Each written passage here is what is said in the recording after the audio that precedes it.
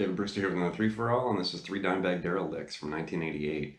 And I just recently did the Zakk Wylde 3-for-all, and while I was kind of putting that together and doing a little bit of research or whatever, I kept seeing all these photos of Zakk and Dime, together. And of course, I was sitting there thinking, well, I have to do Dimebag Darrell next. And then I started thinking about it, and I had a couple other lessons that I was going to create. But today, when I got up, I was like, you know what? I'm doing Dimebag today. I'm gonna post it, the day after I posted Zakk Wylde. So really, I mean, for obvious reasons, I mean, Dimebag Darrell is a legend of metal guitar. And when I did the Stevie Ray Vaughan, chord play, I mentioned that Stevie Ray, is kind of a walking encyclopedia of blues. Well, Dimebag Darrell was a walking encyclopedia of hard rock and metal. Influences from everybody from Ace Frehley and Van Halen and Randy Rhoads. And you could just hear all these different, styles and sounds and textures in his music. I don't want this to be a sad, 3-for-all. And I have, created some content and lessons around some, guitarists that have passed on, or there's some sad, circumstances. So I want to celebrate Dimebag's life and his music and, just really pay tribute to, his legacy. So here's some quotes, about Dimebag Darrell.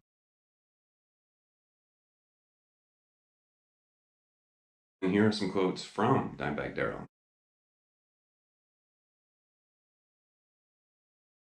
The licks that I've targeted in this lesson came from a bootleg from 1988 that I found on YouTube. And this would have been right before, Pantera really kind of exploded on the scene. They were still kind of a hidden secret, hiding in Texas. But during the solo, and there's a lot of solos like this, I definitely spent some time watching the old solo from '84, when he was, like 14, 15 years old, just completely shredding the frets off the guitar, And I thought about using that one, but I discovered this solo from '88, and there's some really cool licks, and it's an interesting, live solo to watch because you can get little glimpses, and I've mentioned this in other episodes in this series, but you can get little glimpses of, licks and riffs and things to come. And you can definitely hear like the outro solo from Floods he plays, during the solo from '88. And it's really interesting that he kept that part, like in his back pocket all those years, and then he eventually, released it on Floods. And aside from hearing like little pieces and parts of things that, Dimebag would eventually record and release in the future, Rex and Vinny actually kind of come alive for a second, and they play like a little section of Damage Inc. or Damage Incorporated from Metallica. It's like 15, 20 seconds. And then Dime, goes back to his guitar solo. So it's a really, energetic and interesting, live solo. Okay, the first lick is this intense kind of melodic bending phrase that he played pretty close to the beginning of this video or the solo. And I chose this mainly because you can really hear the intensity, the conviction, the aggression, in Dimebag's playing. And you could hear it all the time. But whenever he would do bending, and, especially bending in vibrato and playing a melody, he would dig in. I mean, it reminds me of someone like Stevie Ray Vaughan, picking hard, fretting hard, very, rigid and kind of stiff vibrato. And really, it's almost like he's just kind of nailing, this into your ear or into your head. And it looks and sounds like this.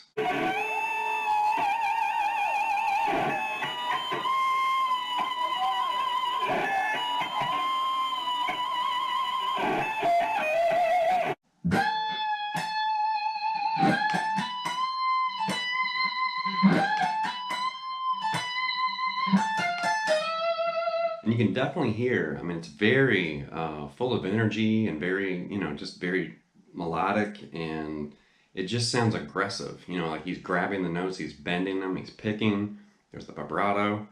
And I mean, it sounds like something you'd hear like in a symphonic orchestra or like a melodic, classical kind of phrase, but he's bending and doing this really expressive, kind of feel thing.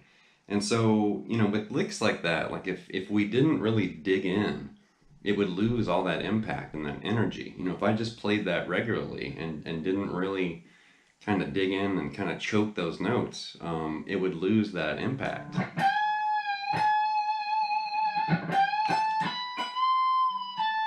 You know what I mean? And I'm playing it slower, but you can tell, like it just sounds kind of limp. It doesn't have that punch to it. So you really got to dig in. You got to pick hard. You're going to fret harder than normal.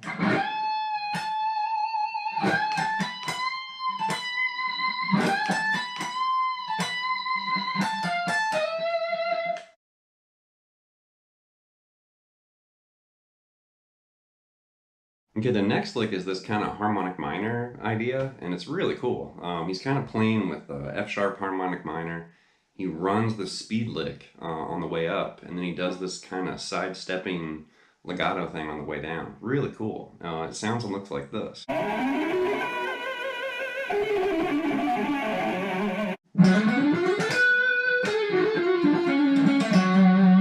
It's a really interesting lick because he's flying straight up to target this B note, on the 12th fret on the B string. So slowly.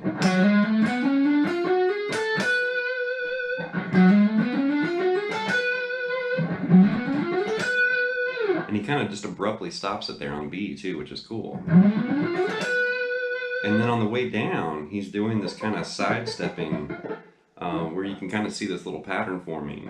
And that kind of comes from harmonic minor. Like right there, you've got this little series of half steps, that move from the B to the G to the D string. But there he's kind of doing this kind of a hammer-on pull-off flutter on the way down.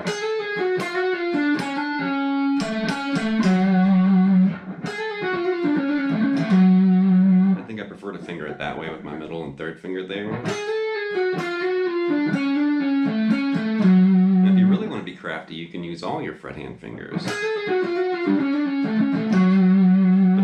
I kind of prefer to do index and middle on the first two, and then middle and third on the last two.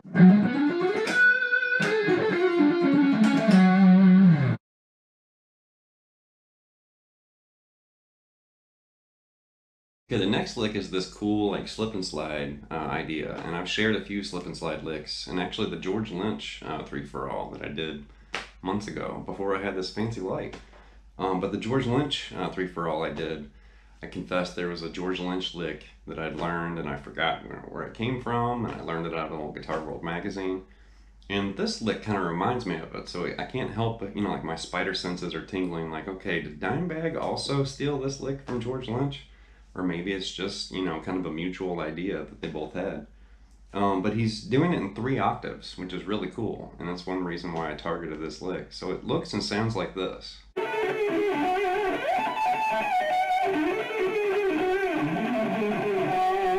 I like how the guy filming, like zoomed in on the skull tattoo on his arm, but you can still hear it. And, just kind of using your imagination, you can kind of figure out what he did.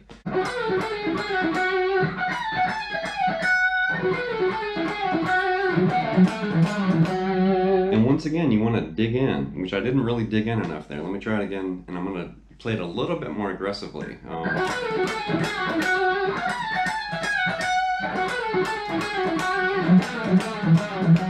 Something like that. And there you could probably tell, I was picking a little harder, fretting a little harder, struggling a little harder. And that's part of, that conviction and that intensity that you can really gain from someone like Dimebag Darrell. I mean, he had that stuff coming out of him.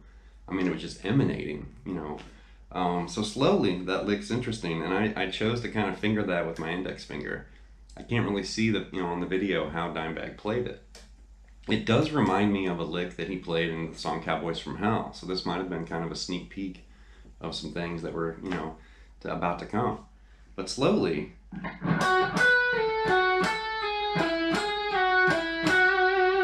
then just go up an octave, and you're going to do the exact same thing. And then go back, to where we started, and then go an octave lower. Really cool.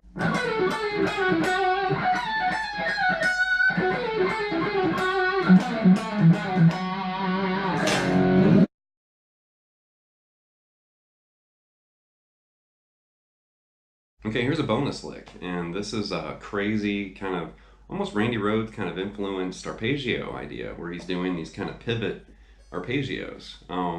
But he's doing them blindingly fast. So here's what it looks like and sounds like.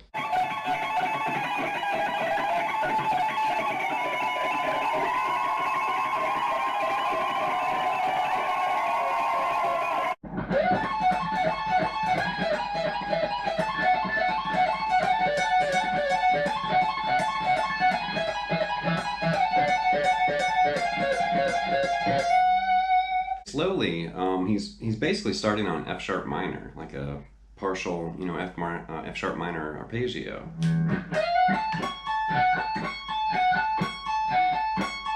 And then he's going to move down to a partial E major arpeggio. Then he goes back up to F sharp minor, and then moves down to D major. So right there you've got this little progression, F sharp minor, E major, F sharp minor, D major.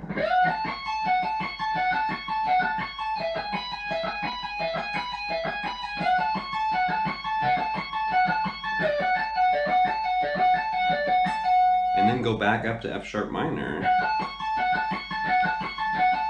move back to E major, and then D major, and then C sharp minor, which is technically going to imply F sharp harmonic minor.